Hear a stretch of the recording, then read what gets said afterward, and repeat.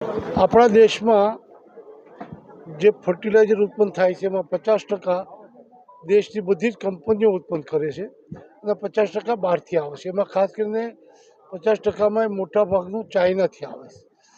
આ વર્ષે ચાઇનાએ કૃષિ ક્ષેત્રે જે એની દિશા બદલી છે, એટલે નિકાસ કરતું એમનું જે તંત્ર હતું ફર્ટિલાઇઝરનું એ સંપૂર્ણપણે બંધ કર્યું છે.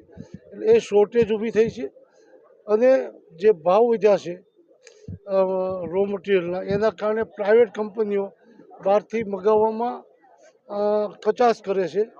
એટલે ઉત્પાદન જે પ્રમાણમાં આવવું જોઈએ એ આવતું નથી. એના કારણે શોર્ટેજ વર્તાય છે. ચાઇનાની જે મોનોપોલી દરેક ક્ષેત્રમાં હોય છે, એમાં આ વર્ષે એણે નિકાસ કરવાનું બંધ કર્યું. એની ખાસ કરીને આપણે શોર્ટેજ વર્તાય છે. નિરાકરણ આવશે હવે શું લાગે?